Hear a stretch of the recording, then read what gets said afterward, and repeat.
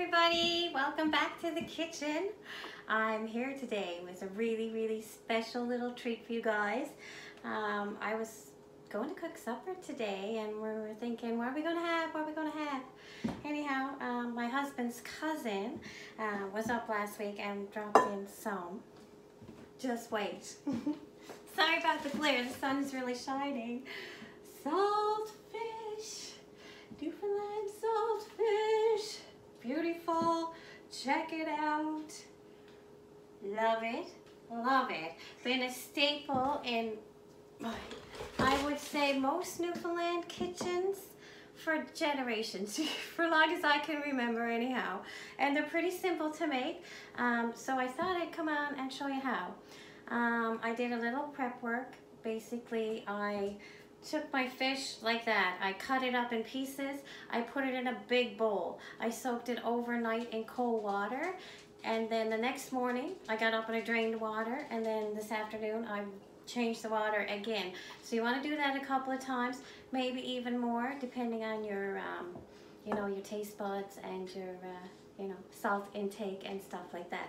So my husband likes his with onions. I don't like onions, as you know. So I'll do his first, just so you can see, and then I'll get on and do mine later. So here's the fish. It's already cooked.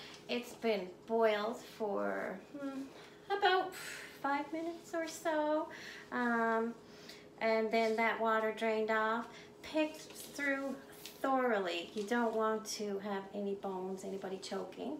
And then I took, I'm not really sure how many, but it's, about 8 cups or so of mashed potato. I boiled them. I mashed them lightly, and then I added, a few tablespoons of butter. You don't want to add too much butter because you don't want it to get soft. Mine looks yellow because I'm using yellow flesh potatoes. Just keep note that if you use russet potatoes, they tend to have a little higher water content. So keep that in mind. So yeah, so the potatoes are just mashed with butter. I didn't even put any salt or anything in here because I'm thinking there's enough salt in the fish already. So I'm going to take the fish now. Not all of it because I've got some potatoes set aside for myself. And I'm just going to add that in there. More for him. He gets 3/4. He's bigger than me. God,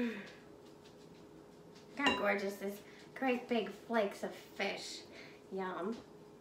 Anyhow, I don't want him to have it all, so I'm going to set that aside. And I'm going to kind of mix that, just, lightly mix that through.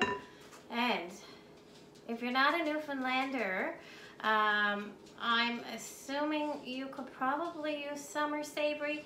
If you don't have Mount Scio savory, Mount Scio savory tends to taste a little different. It comes in a container like this. You can see mine's really old. I got the label even half taken off of it. It's just like a savory, different than sage though. So traditionally most people put a little of this in. So what I like to do is just take a couple of pinches. We don't like too much savory, but we do like the flavor. Now my husband also likes to put a little dill in his, which I don't. I like dill on my fried fish, but I don't like it on my fish cakes. So mix this around until it's all combined.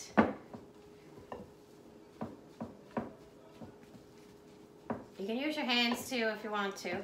Just make sure your potato and your fish is cool. And you should probably cool your fish a little bit beforehand. If not, you're gonna burn yourself. And we don't want anybody to burn themselves. So yeah, got that there. I'm actually gonna turn on my burner now, just to heat it up a little bit. I took an onion and I just, with a bit of butter, kind of rendered it down so it was just a little bit translucent. You don't want to cook it too much. Put the whole thing in there.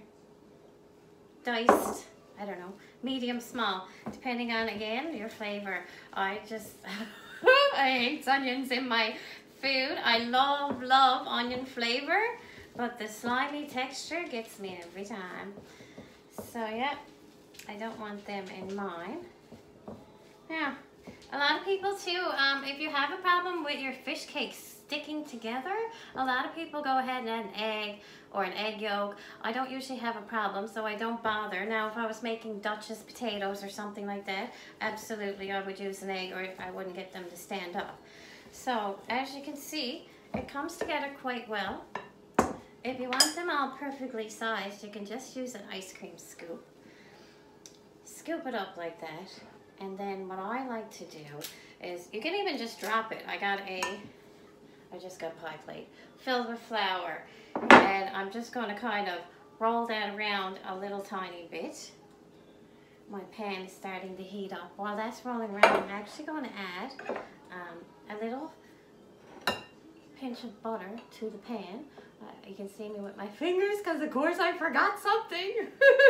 You try to be prepared, but anyway. So we got butter and a little oil in there. I've got my ball of fish cake here. So as you can see, it's still in the ball. I'm gonna do is simply press it down. So simple as that. Now, there's people, Newfoundlanders, that probably would take like some breadcrumbs, cracker crumbs, something and put on here for frying. Not necessary. You can if you want. It adds a nice golden crust. But again, totally not necessary. Yeah. A lot of people eat them with different things too. I'm just going to lay that right on the pan. I've got my pan on, I guess, medium high. Now, put that there. Yeah, and just, you know, continue scooping. Roll around flour. They're really simple, but a lot of people like them. Oh yeah, and yeah, so you can eat them with ketchup. You can eat them with, I love them with honey mustard, or the mustard that's left over of the jar mustard pickles. That is especially good with fish cakes.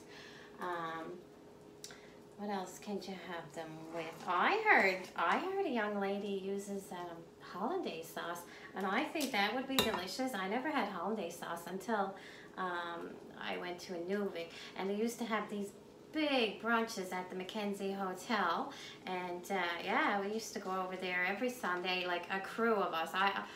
At least like, you know, a dozen or more, and yeah, we'd all go over there and have the big buffet brunch, and included in the brunch was the eggs Benny with the hollandaise sauce.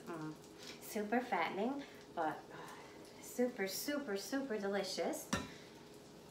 And these fish cakes, they're not going to take a long time to cook because the potatoes cooked, the onions cooked, the fish is already cooked. So basically you're browning them. And that's it, browning them and warming them up. This one here, when I flip it over, you can see I don't have much flour. Maybe you can see, I'm sorry about the glare. Yeah, so this one doesn't have so much flour, so you can just lay it right back in there. And pat a little bit more on there.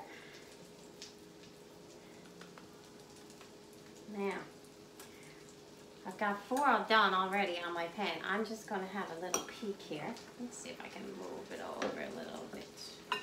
There. Yeah. Okay, so they're starting, but they're nowhere near. So, but you can hear them sizzling away there. So while they're doing, I'm just going to continue on.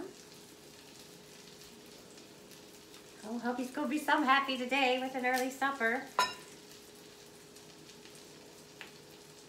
I was making cookies earlier. My goodness, I don't know where I get the time in the day to do half of what I do every day. The other thing you can do with these is freeze them. I have a little cookie sheet set aside while I'm working. I'll do that.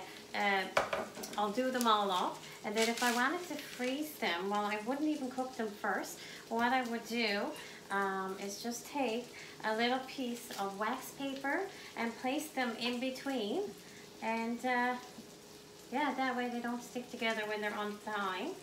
And I've heard people too say that their fish cakes are watery when they take them out of the freezer. I have no clue. I'm guessing it was probably russet potatoes used. Perhaps the water wasn't drained out of them properly. Yeah, I never had that problem, so they're starting to get a little golden-y. Just gonna give them a little flip.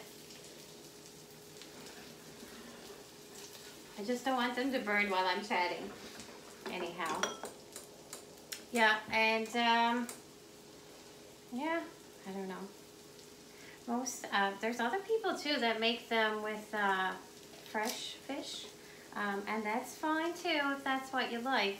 But when you do that, be very sure to put a little extra salt in your butter or your potato, because you're really going to miss that, especially with the salt fish being so salty. We had a friend of ours visit from Newfoundland in the summer, and he wanted some Newfoundland food, so we cooked up saltfish and potatoes for him. Well, boy, he loved it, but he was up all night long. Drink, drink, drink, drink, drink. Hey, Jeremy. Anyhow, I'm going to actually have to get a package in the mail for him pretty soon, too.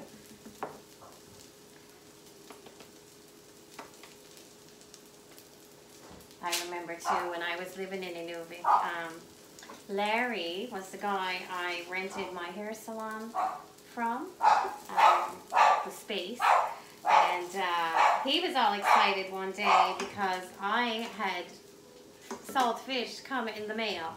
Well, buddy, he took that right out of the paper and ate it just like that. I'm like, you're not going to cook it or nothing. He's like, nah. Loved it, loved it. Yeah, just fantastic. Pat, pat, pat, pat, pat, pat. You guys getting your baking done for the photo contest? I've got a few entries already. Yeah, basically just submit a photo and share the post. I've got the, and really, I would show you, but look at my hands. I've got a really nice, it's Rudolph on the front of the Walmart gift card.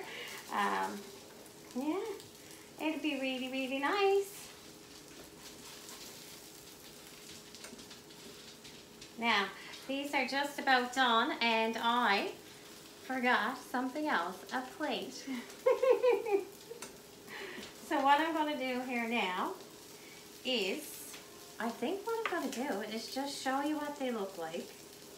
And then I'll finish cooking up the rest, cook up my own, and yeah, maybe what I'll do is take a picture and put the recipe in with the post for you. I can hear, I had the saltfish wrapped up in a bit of newspaper and I dropped it on the floor, and I can actually hear my dog in there. I better go get that any second. Now, just flip it over one. I'm just going to push the pan over so you can see. Delicious golden brown. Yeah, eat them right like that. Put them on plate. Put a little dipping sauce, whatever you want, whether it's hollandaise, ketchup, mustard, honey mustard, mayonnaise, I don't know, whatever it is. It's super delicious. And yeah, I sure hope you enjoyed this video. And yeah, I hope you get some salt fish and get some fish cakes into you.